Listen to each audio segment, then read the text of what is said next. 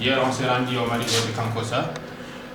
On a dit Kankossa, c'est le sud-est du pays, à 687 km de la capitale de Nouakchott. On s'est rendu au Marigot pour parler un peu de la villageuse. Ce matin, on s'est rendu au centre de Kankossa pour rencontrer les personnes médicales ou paramédicales et pour leur demander un peu de quoi ça se passe. Aujourd'hui, on est là avec le surveillant du centre et un infirmier d'État qui est avec lui, qu'on va poser des questions. On va commencer par l'infirmier d'État. On va lui demander qu'est-ce que la villageuse d'abord. Monsieur Diallo.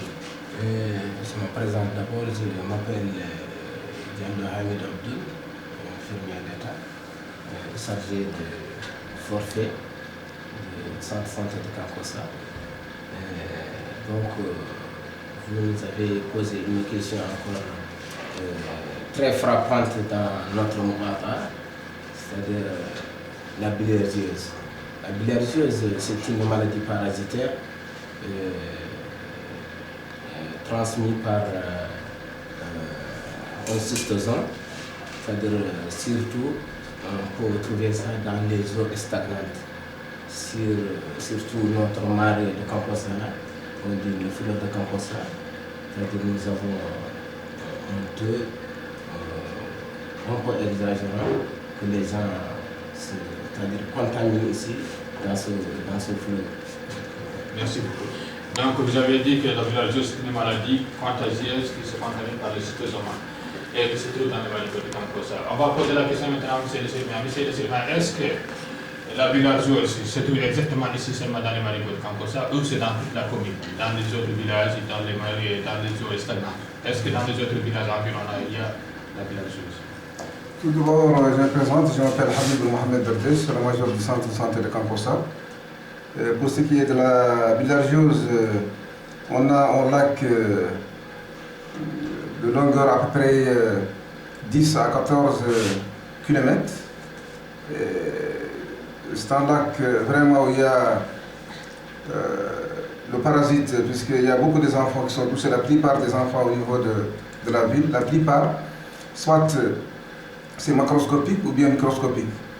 En général, les enfants ne se traitent pas, sauf au moment de la consultation quand on demande, souvent, la plupart c'est macroscopique. Même au niveau de la commune, à 13 km d'ici, 12 et 8 km, il y a aussi des eaux stagnantes là-bas. Et la plupart des enfants qui viennent de là, qui viennent de ces sites, quand on pose le diagnostic, on trouve aussi qu'il y a la bilharziose aussi. Donc ça ne se situe seulement pas au niveau de Kankossa, mais dans la commune aux alentours. Ok, merci beaucoup. Monsieur le surveillant, on va poser maintenant la question à M. Diallo. M. Diallo, comment ça se contamine? Comment la villageuse se contamine? Comment se fait que les parasites quittent le lieu du Marigot pour aller vers le malade? Concernant la question de la contamination, c'est-à-dire ce sont les gens qui se baignent dans ces eaux stagnantes, qui se baignent et surtout les enfants qui se baignent et urinent. Et donc en ce moment-là, le parasite prend, la route d'urètre pour partir dans la vessie et jusqu'à l'appareil. D'accord, merci. Comment ça se traite? Comment se traite la villageuse? Commençons d'abord par le traitement préventif. Est-ce que vous avez des traitements préventifs que vous donnez aux malades ou bien faites des campagnes de sensibilisation sur ça? Pour le moment, il n'y a pas de traitement préventif ici. Mais souvent, on fait des sensibilisations pour les parents des enfants, d'éviter de se doucher et de rentrer dans le lac, puisque c'est à partir des bains dans le lac que la personne capte la bilharziose. Donc, pour un traitement préventif, il n'y en a pas, mais des traitements curatifs, ça, on les fait. Il y a un traitement curatif, c'est quoi? Qu'est-ce que vous donnez? Quel genre de médicaments, quel genre de molécules? On donne du butricide en fonction du poids de la personne. D'accord. Maintenant, on retourne vers M. Diallo. Vous avez dit que le taux de prévalence est très élevé. Est-ce que c'est les enfants qui sont plus contaminés ou est-ce que même les adultes sont contaminés? C'est-à-dire le taux est exagéré.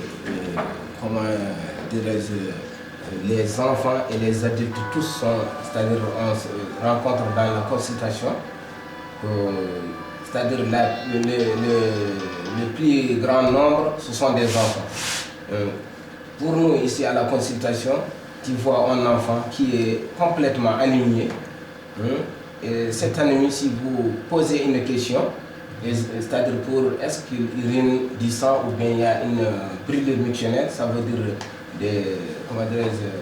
des brûlures mictionnelles, on trouve que, c'est-à-dire toujours ces enfants-là ont des hématuries. Et en plus de cela, et les adultes encore viennent se consulter, ils ont le même problème.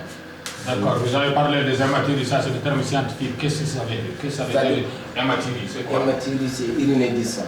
Ah, c'est plus c'est du sang, d'accord. Merci. Maintenant, monsieur le Séméen, vous estimez à combien de pourcents des nombres de la population contaminée? J'estime si on prend toute la commune, c'est entre 30 et 40%. 30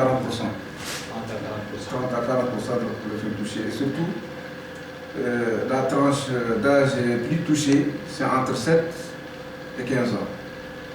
Bien qu'il y a des adultes. Je reviendrai à ce que le collègue vient de dire au propos des enfants qui viennent très anémiés. Souvent, on constate que l'enfant, quand il a la bilharziose, il est en général chétif, il n'a pas de poids. Et ça nous frappe. On pense directement que cet enfant peut être touché par la bilharziose. Et quand on demande, on trouve effectivement qu'il est touché par la bilharziose. Mais comme ça ne fait pas mal, on demande à l'enfant, souvent il nous dit qu'il urine du sang.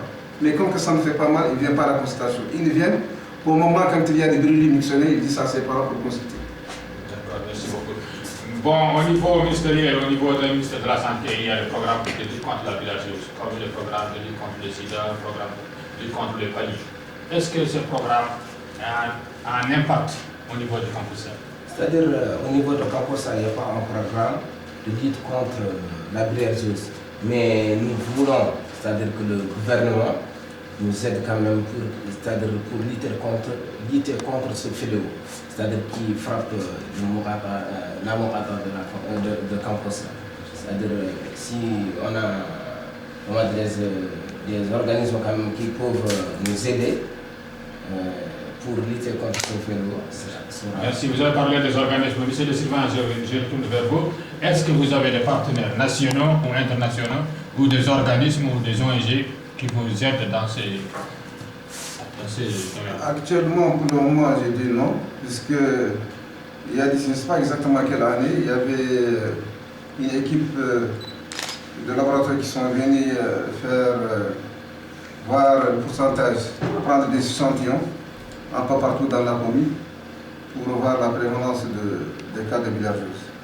Et ils ont trouvé que vraiment qu'il y a un taux qui nécessite l'intervention au niveau de la commune. Et je me rappelle, c'est passé en 1994. Je crois en 1994, il y a eu un déparasitage au niveau des écoles. Mais pourtant, il n'y a pas une sensibilisation, puisque on traite l'enfant et quand il part avec, ça infecte aussi une deuxième fois. Donc la seule prévention, c'est d'éviter de se doucher dans ces eaux stagnantes. D'accord. Vous avez parlé des études qui ont été faites depuis 1994. 1994, c'est 23 ans. 2014. 2014, d'accord. Ok, merci. 2014, ça fait 3 ans. Et donc depuis 2014, rien n'a été fait. Non. Donc pour vous, c'est quoi la solution? Est-ce qu'il faut prévenir? Il faut sensibiliser? Est-ce qu'il faut traiter les malades? Est-ce qu'il faut traiter les marigots? Est-ce qu'il faut traiter les marigots et les malades? Qu'est-ce qu'il faut pour vous, M. Diallo? Donc pour nous, concernant cette situation-là, il faut qu'il y ait, une sensibilisation d'abord. Il faut changer le comportement des personnes. Le comportement comment? C'est-à-dire de sensibiliser les gens, d'essayer quand même de ne pas, c'est-à-dire de prendre leurs enfants pour ne pas se baigner dans ce marigot, pour ne pas être contaminés. En plus de cela, c'est-à-dire nous voulons avoir encore, s'il y a un traitement, c'est-à-dire pour traiter ce fleuve, c'est bien encore, traiter ce fleuve et sensibiliser les gens encore de ne pas se baigner dans... Ça, c'est votre point de vue, M. Diallo. Et vous, M. le surveillant, c'est quoi votre point de vue? Qu'est-ce qu'il faut pour éradiquer la villageoise à Kankossa? Je crois que la première des choses, il faut une sensibilisation de masse, puisque la source d'infection c'est le lac. Et si vraiment on arrive à traiter le lac, ça pourra aider aussi de prévenir ces cas de villageoise, puisque ce n'est pas facile d'empêcher, surtout les enfants, comme je le dis, de 30 entre 7 ans et 15 ans, de se pousser dans le lac. Souvent, ce qu'on conseille aux gens, mais c'est difficile de surveiller ces enfants, de se boucher dans ce lac. Donc, s'il y a une possibilité de traiter le lac, je crois que ce sera une bonne solution. D'accord. Donc, nous remercions nos collègues qui ont accepté notre invitation. Monsieur le surveillant, merci beaucoup. Merci. Et monsieur Diallo, l'infirmier, merci beaucoup. Merci.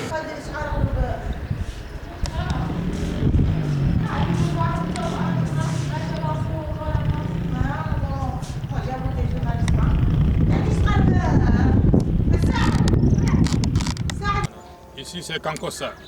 Kankossa, c'est capitale départementale du département de Kankossa, dans la région de La Sava, située au sud-est du pays, à 687 km de la capitale Nouakchott.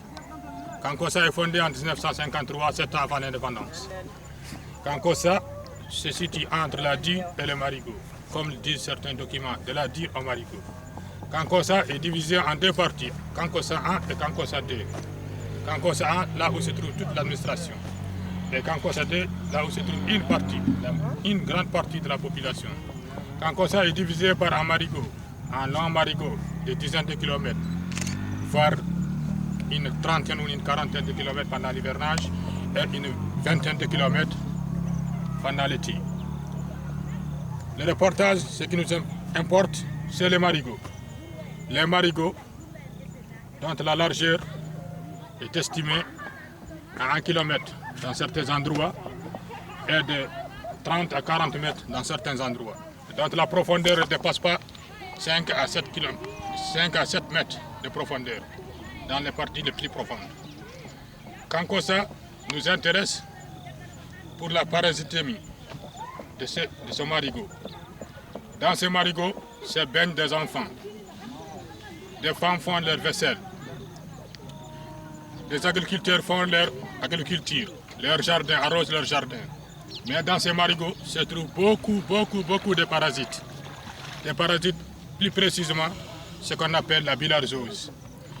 Qu'est-ce que c'est que la bilharzose? Comment se contamine la bilharzose? La bilharzose, c'est une parasite qui se contamine par voie parentale.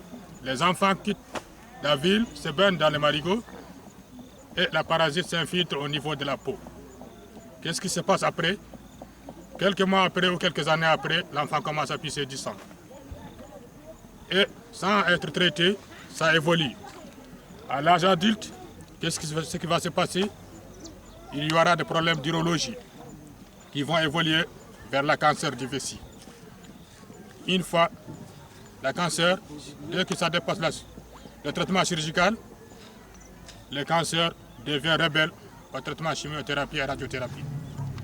Ce qui nous intéresse, c'est presque 40 à 50% de la population qui est contaminée par ces parasites. Donc, c'est un grand fléau. Qu'est-ce qu'il faut faire pour traiter ces enfants? Qu'est-ce qu'il faut faire pour prévenir? Est-ce qu'il faut traiter les enfants? Est-ce qu'il faut traiter les adultes? Est-ce qu'il faut traiter les marigots? Ou est-ce qu'il faut faire les deux à la fois? C'est ces problèmes qui nous intéressent. C'est ces problèmes qui nous intéressent en tant que l'ONG, l'Association mauritanienne pour le bien-être de la femme et l'enfant. On s'est déplacé de Nouakchott pour venir à 687 km pour voir ces problèmes qui nous intéressent et qui intéressent tout le département de Kankossa. C'est dans ces fleuves que les gens de Kankossa font tout leur achat, leur pêche, tout ce qui gouvernement mauritanien, au ministère de la Santé, aux partenaires du gouvernement, aux jeunes nationaux et internationaux, de nous aider à régler les problèmes de ces parasites qui contaminent une grande partie de cette population, dont les urologues mauritaniens se plaignent à chaque fois. Chaque fois, les urologues mauritaniens m'appellent pour me dire, pour m'avertir que votre département est vraiment contaminé, il faut trouver une solution. Maintenant, quelle est la solution? Est-ce qu'il faut traiter les marigots? Est-ce qu'il faut traiter les malades? Est-ce qu'il faut prévenir les malades avant le traitement? Est-ce qu'il faut traiter les deux? Est-ce qu'il faut traiter comment? Et quand? C'est la question qui se pose et je vous remercie. Merci.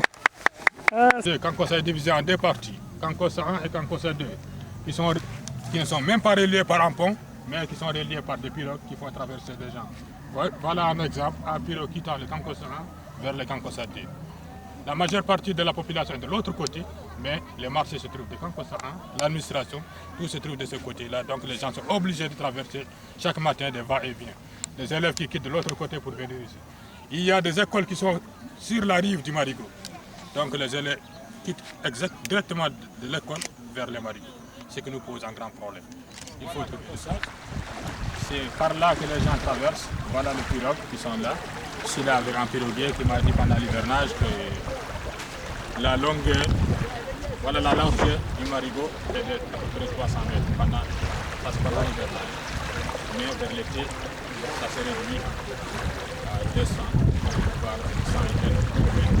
C'est par là que les gens, de l'autre côté, c'est Kankossa 2, de ce côté, c'est Kankossa 1,